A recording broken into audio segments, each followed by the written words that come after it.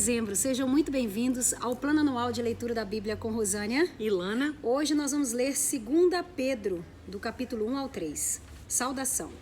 Eu, Simão Pedro, servo e apóstolo de Jesus Cristo, escrevo essa carta a vocês que, por causa da bondade do nosso Deus e Salvador, Jesus Cristo, receberam uma fé tão preciosa como a nossa. Que a graça e a paz estejam com vocês e aumentem cada vez mais por meio do conhecimento que vocês têm de Deus e de Jesus, o nosso Senhor. O poder de Deus nos tem dado tudo o que precisamos para viver uma vida que agrada a Ele, por meio do conhecimento que temos daquele que nos chamou para tomar parte na sua própria glória e bondade. Desse modo, Ele nos tem dado os maravilhosos e preciosos dons que prometeu. Ele fez isso para que, por meio desses dons, nós escapássemos da imoralidade que os maus desejos trouxeram a este mundo e pudéssemos tomar parte na sua natureza divina. Por isso mesmo, façam todo o possível para juntar a bondade e a fé que vocês têm, a bondade junto ao conhecimento e ao conhecimento o domínio próprio. Ao domínio próprio, juntem a perseverança e a perseverança a devoção a Deus. A essa devoção, juntem a amizade cristã e a amizade cristã juntem o amor, pois são essas as qualidades que vocês precisam ter. Se vocês as tiverem e fizerem com que elas aumentem, serão cada vez mais ativos e produzirão muitas coisas boas, como resultado do conhecimento que vocês têm do nosso Senhor Jesus Cristo. Mas quem não tem essas coisas é como um cego, ou como alguém que enxerga pouco e esqueceu que foi purificado dos seus pecados passados.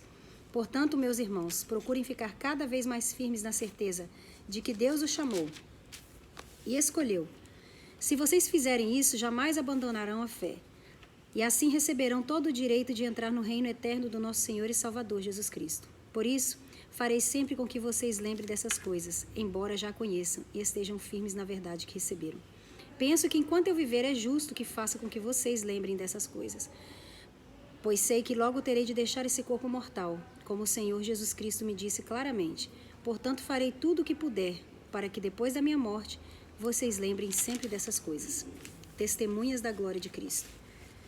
Nós não estávamos contando coisas inventadas quando anunciamos a vocês a vinda poderosa do nosso Senhor Jesus Cristo, pois com nossos próprios olhos nós vimos a sua grandeza. Nós estávamos lá quando Deus, o Pai, lhe deu honra e glória. Ele ouviu a voz da suprema glória dizer: "Este é o meu filho querido que me dá muita alegria." Nós mesmos ouvimos essa voz que veio do céu quando estávamos com o Senhor Jesus no Monte Sagrado. Assim temos mais confiança ainda na mensagem anunciada pelos profetas. Vocês fazem bem em prestar atenção nessas mensagens, pois ela é como uma luz que brilha em lugar escuro, até que o dia amanheça e a luz da estrela da manhã brilhe no coração de vocês.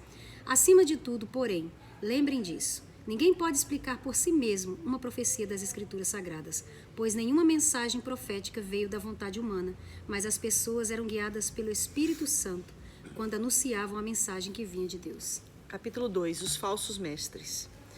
No passado apareceram falsos profetas no meio do povo, e assim também vão aparecer falsos mestres entre vocês. Eles ensinarão doutrinas destruidoras e falsas, e rejeitarão o mestre que os salvou. E isso fará com que caia sobre eles uma rápida destruição. Mesmo assim, muita gente vai imitar a vida imoral deles, e por causa desses falsos mestres, muitas pessoas vão falar mal do caminho da verdade. Em sua ambição pelo dinheiro, esses falsos mestres vão explorar vocês, contando histórias inventadas. Mas faz muito tempo que o juiz está alerta e o destruidor deles está bem acordado.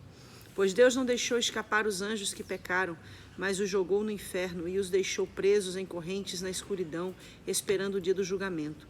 Deus não deixou escapar o mundo antigo, mas trouxe o dilúvio sobre o mundo dos que não queriam saber de Deus. A única pessoa que ele salvou foi Noé, que anunciou que todos deviam obedecer a Deus. E Deus também salvou mais outras 7 pessoas. Deus condenou as cidades de Sodoma e Gomorra, destruindo-as com fogo, como exemplo do que vai acontecer com os que não querem saber dele. Ele salvou Ló, um homem bom que estava aflito porque conhecia a vida daquela gente imoral. Todos os dias esse homem bom, que vivia entre eles, ficava muito agoniado ao ver e ouvir as coisas más que aquela gente fazia. Tudo isso nos mostra que o Senhor sabe como livrar das aflições as pessoas dedicadas a Ele e também sabe como guardar os maus debaixo do castigo para o dia do julgamento. Ele castigará especialmente os que seguem os seus próprios desejos imorais e desprezam a autoridade dele. Esses falsos mestres são atrevidos e orgulhosos. Eles não têm nenhum respeito pelos gloriosos seres celestiais e os insultam. Ora, até mesmo os anjos, sendo muito mais fortes e poderosos do que esses falsos mestres, não os acusam com insultos na presença do Senhor. Mas esses homens agem por instinto, como os animais selvagens que nascem para serem caçados e mortos. Eles xingam aquilo que não entendem. Por tudo isso, eles serão destruídos como animais selvagens e pagarão com sofrimento o sofrimento que causaram aos outros. Eles têm prazer em satisfazer em pleno dia os seus desejos imorais. Quando se reúnem com vocês, são uma vergonha e um escândalo, divertindo-se o tempo todo com seus modos enganosos. Não podem ver uma mulher sem a desejarem, e o seu apetite pelo pecado nunca fica satisfeito. Enganam as pessoas fracas e só pensam em ganhar dinheiro. Eles estão debaixo da maldição de Deus. Andam perdidos porque se desviaram do caminho certo. Seguem o caminho de Balaão, filho de Beor, que cobiçou o dinheiro que ia receber fazendo o mal e foi repreendido por causa do seu pecado, pois uma jumenta falou com voz humana e acabou com as loucuras do profeta. Esses falsos mestres são como poços sem água e como nuvens levadas pelo vento. Deus reservou para eles um lugar na mais profunda escuridão. Eles dizem coisas orgulhosas e loucas e com os seus desejos impuros e imorais enganam as pessoas que estão quase escapando daqueles que vivem no erro. Prometem liberdade a essas pessoas, mas elas mesmas são escravos de hábitos imorais, pois cada pessoa é escrava daquilo que a domina. Portanto, aqueles que chegaram a conhecer o nosso Senhor e Salvador Jesus Cristo e que escaparam das imoralidades do mundo, mas depois foram agarrados e dominados por elas, ficam no fim pior situação do que no começo, pois teria sido melhor que eles nunca tivessem conhecido o caminho certo do que, depois de o conhecerem, voltarem atrás e se afastarem do mandamento sagrado que receberam. O que aconteceu a essas pessoas prova que são verdadeiros estes ditados: o cachorro volta ao seu próprio vômito e a porca lavada volta a rolar na lama. O dia do Senhor. Meus queridos amigos, esta é a segunda carta que estou escrevendo a vocês. Nessas duas cartas, procuro despertar pensamentos puros na mente de vocês, fazendo com que lembre dessas coisas.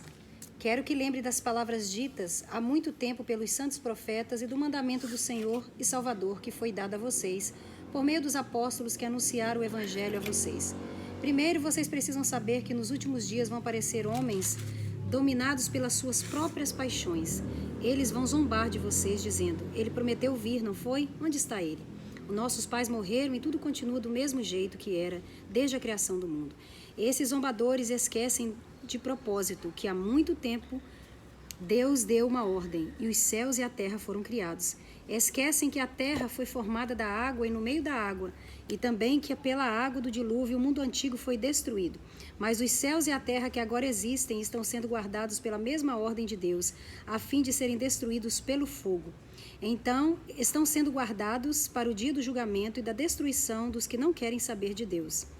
Meus queridos amigos, não esqueçam isso. Para o Senhor um dia é como 1000 anos, e 1000 anos como um dia. O Senhor não demora a fazer o que prometeu, como alguns pensam. Pelo contrário, Ele tem paciência com vocês, porque não quer que ninguém seja destruído, mas deseja que todos se arrependam dos seus pecados. Porém, o dia do Senhor chegará como ladrão.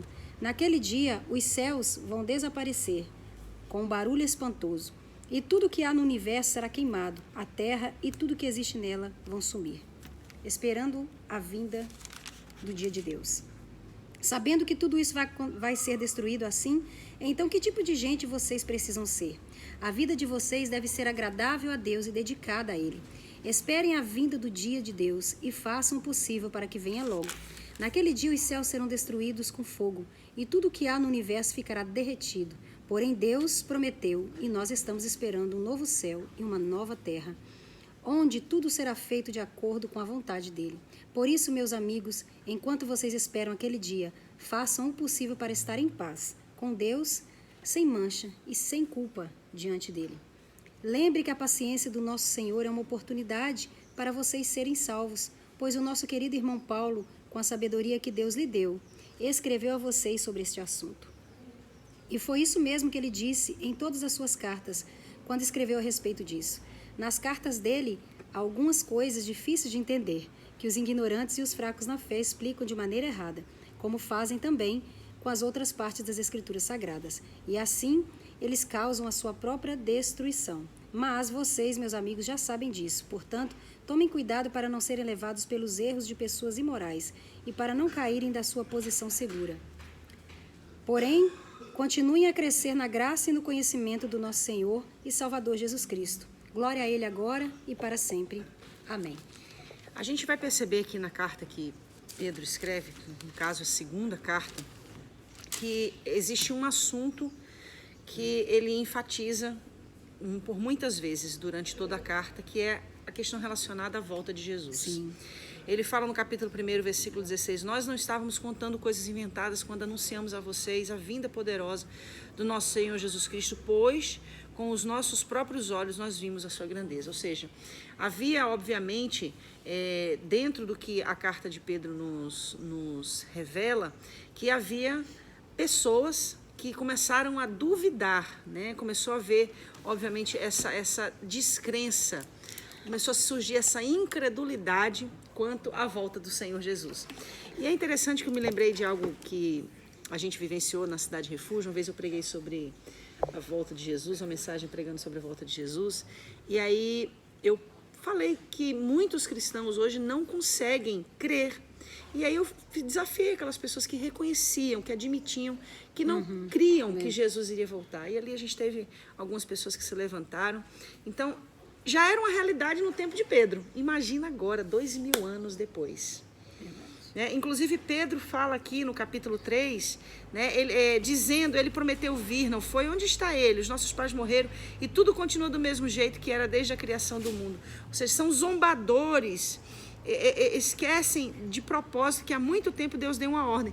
Ou seja, Pedro está tentando trazer um confronto contra todo ensinamento que inviabilizasse, né, esse despertamento pela volta do Senhor Jesus. E eu achei interessante também aqui no capítulo 3, no versículo 15, que ele fala assim, lembrem que a paciência do nosso Senhor é uma oportunidade para vocês serem salvos. Não é que ele está demorando, né? Ele está sendo paciente, ele está sendo longânimo, para que assim as pessoas entendam que não é uma demora, é uma longanimidade, é uma manifestação da graça, para que aqueles que ainda não se converteram, aqueles que ainda não se arrependeram, saibam que esse tempo é Deus dando a eles uma oportunidade para se arrependerem. E no capítulo 3, versículo 10, ele fala, porém o dia do Senhor chegará como ladrão. Naquele dia... Não, é o 8. Desculpa, é o 8. Meus queridos amigos, não esqueçam isso. Para o Senhor, um dia é como 1000 anos, e 1000 anos como um dia. Eu acho tão interessante tão forte esse versículo. Ele realmente ele traz uma amplidão dessa compreensão da paciência de Deus, né? E do nosso tempo e do tempo de Deus, né? Que é totalmente diferente. Eu me lembro de quando você teve aquela visão, né? Que você estava falando uma frase. Isso foi incrível. E aí, antes de quando você foi tomada pelo Senhor naquela revelação, né? naquele arrebatamento. Foi um arrebatamento de uns 25 minutos. Na sua mente humana. Mente humana. Mas quando eu voltei, você estava terminando a frase. Que eu ouvi antes de sair. Por isso que um dia é como 1000 anos, porque foram segundos no meu tempo. Mas foram minutos no tempo do seu arrebatamento. Entendeu? Verdade. É tremendo isso. Então, assim, a gente tem essa dualidade, né? Do tempo Cronos e do tempo Kairos de Deus. A gente tem que ficar atento, né? Pra gente está sendo 2000 anos, mas para ele está sendo somente 2 dias. Ou segundos. Que essa palavra abençoe grandemente a sua vida. Não se esqueça também que Pedro exorta aos cristãos a não deixarem ser levados pelos ensinos dos falsos mestres. Ele é muito enfático e firme nas suas palavras. Ou seja, naquele tempo já haviam aquelas pessoas que procuravam para si os mestres que pudessem lhes ensinar segundo as suas paixões. Então, segundo aquilo que eles desejavam viver. O que a gente tem que fazer hoje é realmente ler a palavra com esse entendimento. A gente precisa ler a palavra. A palavra de Deus é a nossa bússola nessa terra. Foi antes, é agora e será sempre até Jesus voltar. Então, continue aí firme e forte no plano de leitura e ano que vem vamos começar de novo. E uma coisa que eu achei também interessante que a gente pode ressaltar é que no capítulo 2 ele entra num contexto falando sobre Sodoma e Gomorra. E aí ele fala da imoralidade. É verdade. E é interessante que no versículo 14 eles não podem ver uma mulher sem a desejarem. Então já traz para essa questão da heteronormatividade, mas apresentando que a questão da imoralidade de Sodoma era exatamente essa questão da promiscuidade, da libertinagem. Pedro, bem né? claro. Entende? Então, se realmente o que levasse Sodoma à destruição tivesse sido a questão dos homossexuais, por que ele não falaria? Por que ele não citou, Por né? que ele não citaria que não podem ver um homem Não, ele sem o citou desejarem? exatamente aquilo que para ele era óbvio, né? Sim. Então fica aqui a palavra para abençoar a sua vida e até amanhã a gente vai entrar aí em João. Amém? Deus abençoe.